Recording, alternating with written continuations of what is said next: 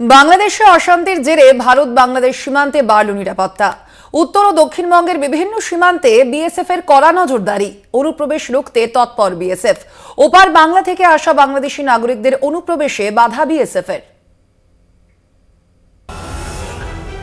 বাংলাদেশে অগ্নিগর্ভ পরিস্থিতির প্রভাব সীমান্তে। ভারত বাংলাদেশ সীমান্তে বহু মানুষের ভিড়, কারোর গন্তব্য বাংলাদেশ, কারোর বা ভারত। সীমান্ত পেরিয়ে বাংলাদেশ থেকে ভারতে আসার জন্য জলে নেমে স্লোগান দিতে শোনা গেল বাংলাদেশি নাগরিকদের। মাথাভাঙার শীতলকুচি ব্লকের জোটপাটকি সীমান্ত এলাকায় ভারতে ঢোকার চেষ্টায় বাংলাদেশি নাগরিকরা।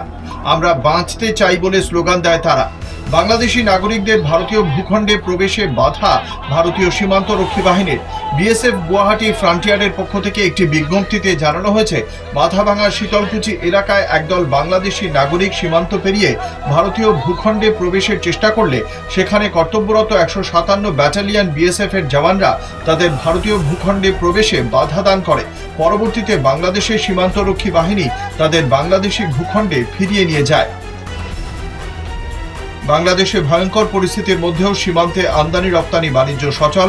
এক রাশ আতঙ্ক নিয়ে এদেশে ঢুকছে বহু মানুষ। কড়া নজরদারি বিএসএফ এর। ভোজাডাঙ্গা সীমান্ত এশিয়ার দ্বিতীয় বৃহত্তম স্থলবন্দর। প্রতিদিন 400 থেকে 500 পণ্যবাহী ট্রাক ভারত থেকে বাংলাদেশে যায়। আবার ওপার বাংলা থেকে বহু রেশম ও সুতি বস্ত্র এদেশে ঢোকে। প্রায় 1.5 শতাধিক ট্রাক ভোমরা বর্ডার দিয়ে সাতক্ষীরা গেছে। এমনকি এদেশের মৎস্যজীবীদের মাছের হাঁড়িগুলিতেও চলছে তল্লাশি। তল্লাশি চালাচ্ছে 102 ব্যাটালিয়ন। ওপার থেকে আসা নাগরিকরা সকলেই চাইছেন শান্তি ফিরুক ওপার বাংলায়।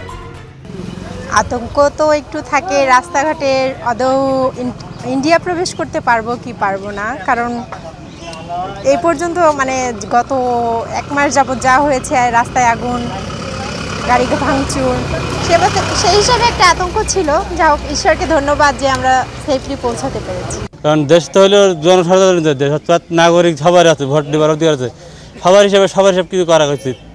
সেই হিসাবে ভোট হবে আমাদের মধ্যে। আমাদের ছাত্র ভাই যারা সবাই মারা গেছে, সবাই কারো না কারো ভাই, অর্থাৎ নিজেদের ভাই ব্রাদার হিসাব সব কিছুই। এই কারণে এতে খুবই আন্তরিকভাবে দুঃখিত। বাংলাদেশে অন্তর্বর্তী সরকার গঠিত হয়েছে। এই পরিস্থিতিতে সকলেরই আবেদন শান্তি ফিরুক দেশে। কলকাতা টিভি।